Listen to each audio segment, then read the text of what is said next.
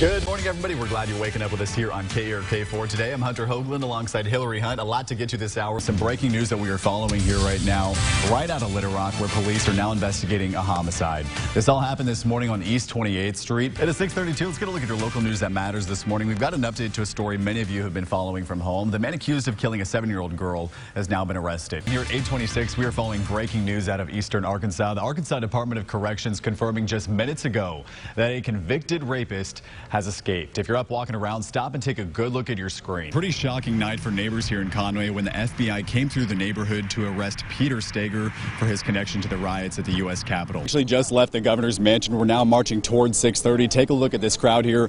These protesters are getting louder. It's looking to be about a group of 100 out here who marched from MacArthur Park. I'll stay with this image really quick. You mentioned that shooter still on the loose. Do we have any suspect information, any description so far?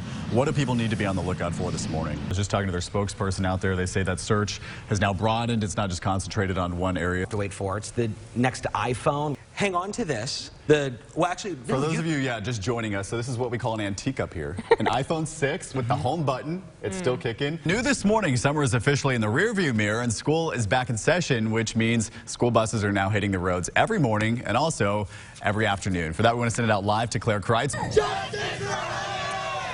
These chants have been going on now for probably the last 30 minutes. We just heard from Sheriff John Staley, who came out here, addressed this crowd. He told them, "I am the most transparent sheriff there is." He says he too is wanting answers. He is committed to giving them that, but he says this process is going to take some time. Do you have anything to say about your son, Samuel?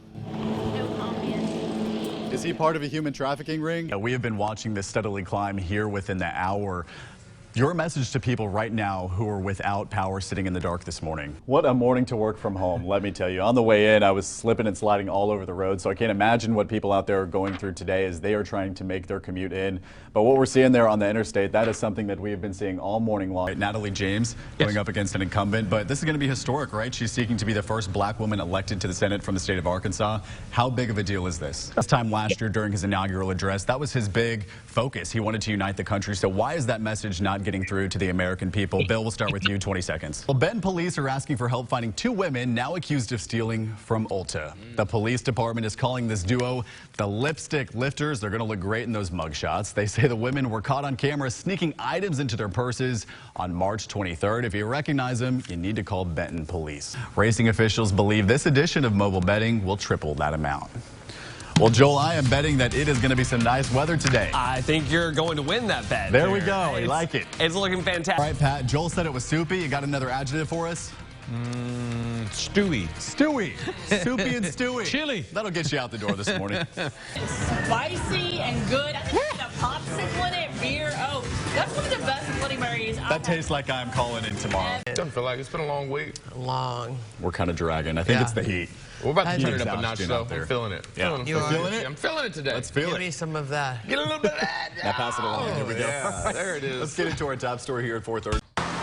It only takes a few seconds at the corner of 12th and Peyton for things to take a wrong turn. I remember seeing him finna hit me, and he hit me. Tony Harrison crossing the street back in May to get groceries when Little Rock police officer Rashad Williams, with one hand on the wheel, the other on his laptop, He should have been paying attention to driving. plows right into him. I couldn't run because I was already out in the street. And he just turned the corner, I'm like, and run over me. All right, come on, let's try to sit up. For Harrison, it's a moment he can't quit replaying, Can you tell me what's hurting, sir? knowing how close he came and how far he now has to go. It's hard. In and out of the hospital for the last 2 weeks, I'm sore. My ribs, oh man, with visible reminders of the pain he went through. it hurts. Little Rock police say Officer Williams continues to patrol the streets of the capital city. His supervisor still reviewing the accident. Don't freak out. Say what? I said don't freak out. I'm not. Okay, I'm just making sure. And while anything can change in just a few seconds on the road, I was making a right turn. Didn't see him. Harrison says he would like to hear just a few words from the officer. I wish he would just apologize. Buried underneath snow and time. Going over 40 years now. Ready? 2021 is like a flashback to 1980. Well, I mean, I've probably been sledding here since I was about 8 or 10 years old. Scott Gann knows a thing or two about sledding down this hill off Locust in North Little Rock. The more weight on it, the better it is. So when the snowstorm hit, he knew exactly where to ride. I mean, it's a perfect hill. Obviously, you can tell by in the background all the kids that are sledding and all the adults too. Same hill, but different from his sled, which was stolen when he was a kid back in the 80s. Honestly, I think my dad was more heartbroken than we were because it was a form of entertainment for us kids. But miracles do happen on Locust Street when Gann looked over while sledding and saw something that caught his eye. It really was one of them like jaw-dropping. I mean, I think I said wow. I mean, that was the actual words out of my mouth was wow. That was my sled as a kid. Was it really though? No, it couldn't be. But what are the chances? It's got my name, my address from when we were like, 8 or 10 years old, and I was just flabbergasted. His childhood sled, now right before his eyes. The new owners, a little boy, also on Locust. They had bought the sled like 20 years ago at a garage sale. Probably paid a couple bucks for it, so it was just an innocent purchase for them. A historic winter storm changing the end to a story that started 4 decades ago. That's the beauty of it. It wasn't that far away, so it stayed where it needed to stay till today. Yeah, Kevin, planters like this are scattered all throughout the river market, but it's the one that's on the move that you've got to watch out for. You know the saying, April showers bring May flowers.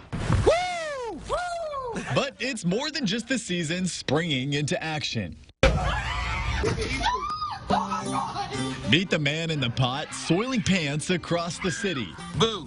Better known to the world as Arkansas Bushman. I've been scaring people my whole life.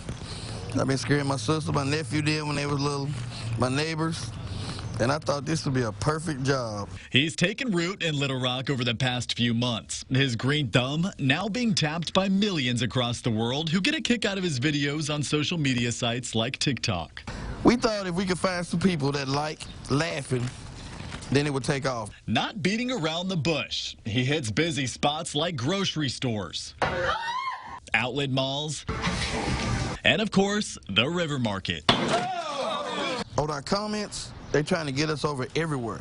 Fayetteville, Fort Smith, McGee, everybody trying to get us to their town and do it. He says to bring people smiles in the middle of a pandemic, sometimes all you have to do is go out on a limb. I love seeing people laugh. You can hear them down the block. You can hear them all the way down that way still laughing. So if you're feeling safe in your city, just remember this bush is an invasive species. Oh, my goodness.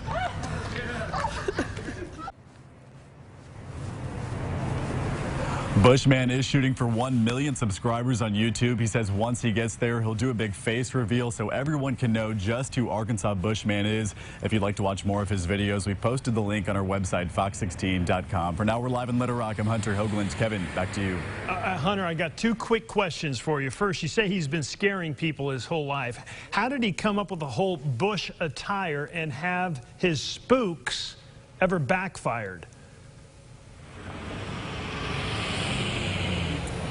So apparently this dressing as a bush thing isn't new. He said he saw some people do it in Texas. It went viral. He says he checked around here online, saw there was nobody here in Arkansas doing it, so he was like, this fits my personality, let's go. As far as it backfiring, he says there's about 2% who will kind of square up when it happens. There were some videos that we saw earlier that we had to bleep out, some curse words being exchanged, just because, I mean, it shakes you up a little bit when you see a bush pop out, but other than that, he says about 98% of the people enjoy seeing it. Kevin. I think that bush behind you is moving. All right, Hunter.